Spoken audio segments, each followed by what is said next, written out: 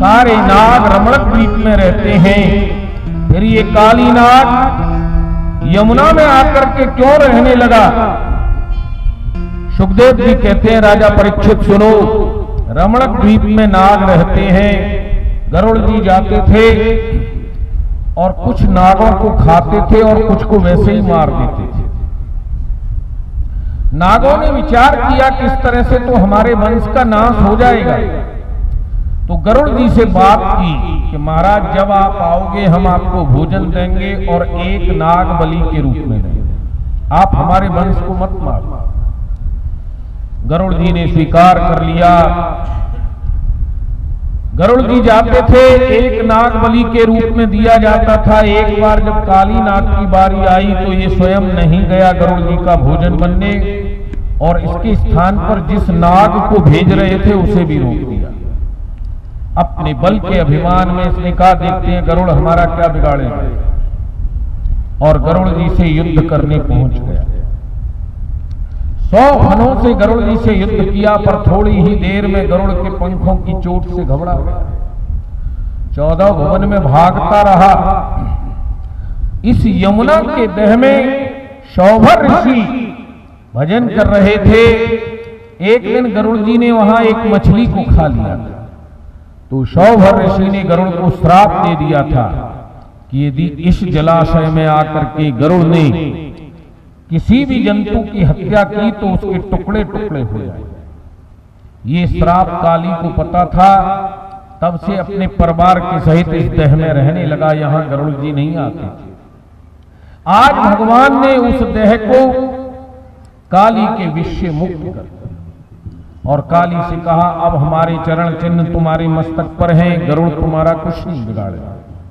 और काली रमणक द्वीप गया, यमुना को प्रदूषण से मुक्त किया। पर आज जिस प्रदूषण से यमुना मुक्त है, फिर से किसी भगवान कृष्ण की आवश्यकता है।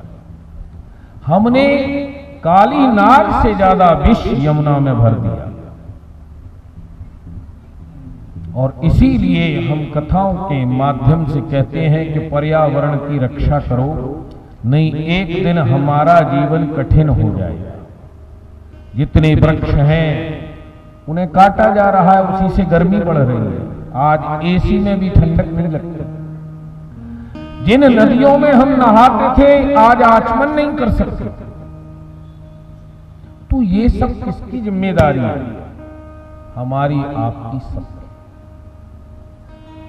इसके पश्चात सुखदेव जी ने एक कथा परीक्षित को सुनाई। श्री कृष्ण को सबसे प्यारी वस्तु कौन सी थी, जिसे कि द्वारका जाने पर भी नहीं छोड़ के गए? बंसी। जिसने सबसे ज्यादा कृष्ण के अधरामृत का पान किया। भगवान की प्रत्येक वस्तु दिव्य होती है। जब राम अवतार हुआ तो ब्रह्मा जी ने सारे देवताओं से कहा, जाओ बंदर भालू बनो और राम जी की सेवा करो। और जब कृष्ण अवतार हुआ तो सभी देवताओं को आज्ञा हुई कि ब्रज में जाके ग्वालवाल बनो। तो स्वर्ग की देवी सरस्वती ने ब्रह्मा जी से कहा, मैं क्या सेवा करूं श्री कृष्ण की? बोले पहले तपस्या कर तब बतलाएंगे। 36,000 वर्ष तक सरस्वती ने तपस्या की। तब ब्रह्मा जी ने प्रसन्न होकर के कहा, जाओ तुम ब्रज में श्री कृष्ण की सबसे प्यारी वस्तु बंसी बनी।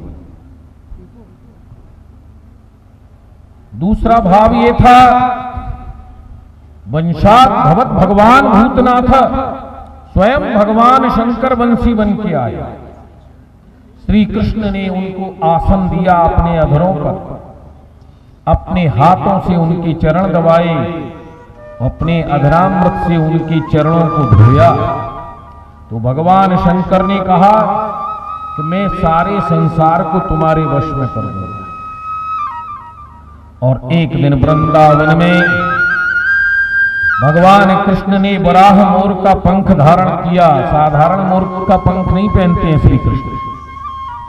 लाखों मोरों में कोई एक मोर होता है बराह मोर, जिसका पंख बाहर और भीतर दोनों तरफ से एक सा लगता है। इस मोर पंख में बाहर तो अच्छा लगता है और पीछे जैसे हम और आप बाहर तो बड़े अच्छे लगते हैं, पर भीतर भगवान कहते हैं मेरे पास आना है तो बाहर और भीतर दोनों तरफ से एक सा बन के आओ। बाहर कुछ और भीतर कुछ और, वो स्वीकार नहीं। बड़ा मोर का पंख लगाया, कान में कनेर के कुंडल पहने और अधरों पर सारे ग्वालवाल, कोई ढप बजा रहा था, कोई सारंगी बजा रहा था, कोई सींग बजा रहा था, कोई डमरू बजा रहा था। कन्हैया ने मदमंगल से कहा, लाला हमको भी कुछ बजाने के लिए सिखा। मदमंगल बोलो, लाला चेला बनना पड़ेगा। बोले हाँ, तू ब्राह्मण को बेटा चेला बन जाएंगे, क्या बात है। तो गया जंगल में, बनी बनाई सरस्वती बंसी के रूप में खड़ी थी, बांस के बल में से उखाड़ के लाया और बोला, कन्हैया आज से तू इसको बजा। और कन्हैया ने अधरों पर बंसी धारण की। बरहा पीढ़म नटवर बपहो कर्णयो कर्णकारम बिभ्रदवासः कनक कपिशं वैजयन्तीं च माला रंध्राण वेणु अधर सुधया पूरयन् गोप वृंदे। वृंदावनं सखिभुवो वितनोत कीर्ति यद्देव की सुतपदाम्बुजलब्ध लक्ष्मी।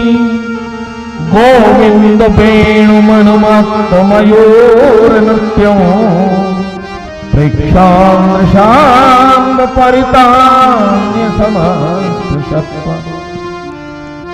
हम जो आपसे कहते हैं कि ब्रज की रज को मस्तक पर धारण करो, वो क्यों? सारा संसार लक्ष्मी चाहता है और लक्ष्मी जी भगवान के चरण चाहते।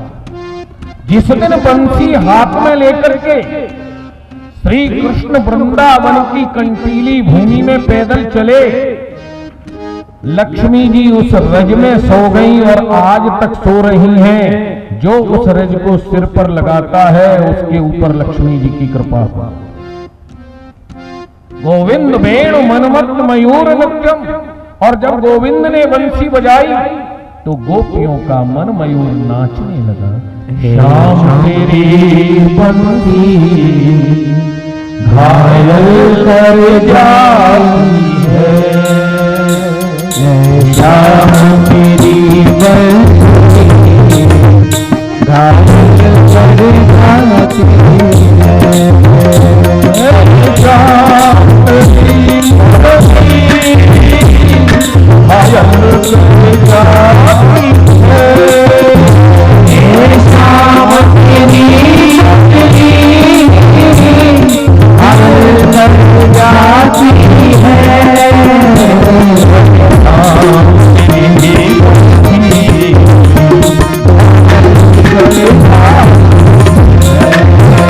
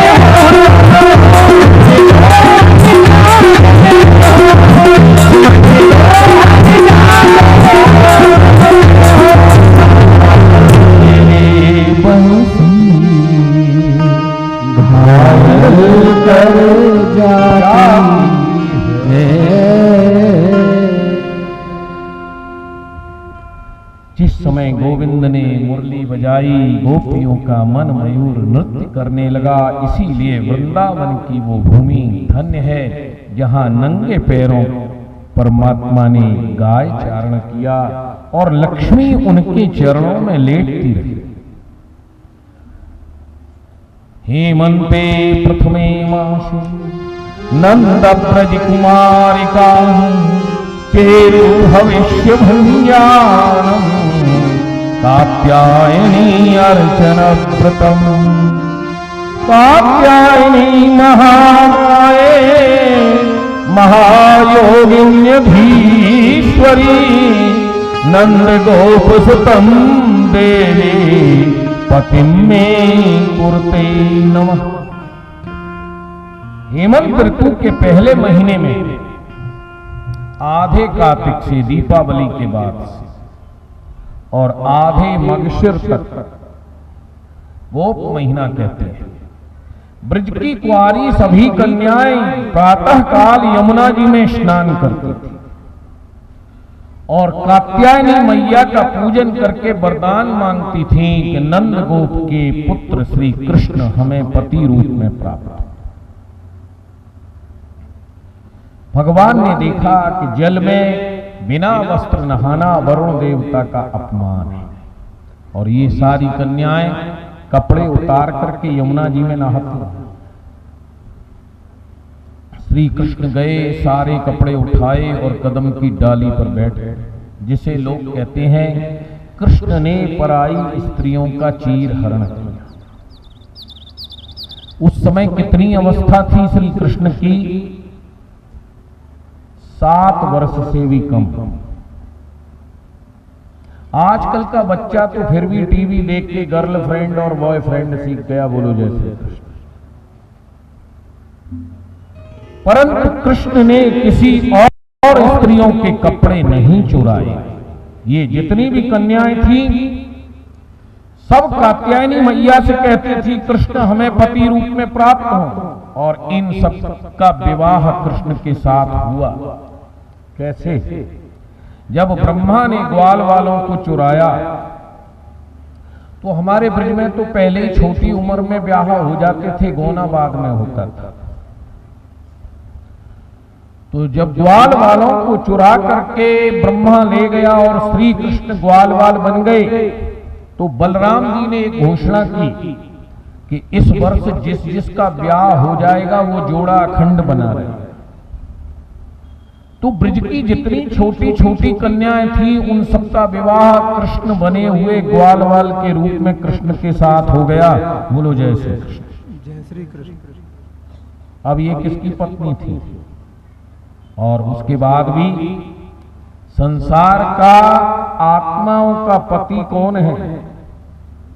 परमात्मा। कृष्ण ने किसी के लहंगा चोली नहीं चुराए थे। वाशांश जीर्णानि यथा विहाया नवानि गृह्णाति नरो प्राणी तथा शरीरान विहाय जीर्णान्यन्यान शय्यात नवान। परमात्मा से मिलने में आत्मा को बाधक कौन है?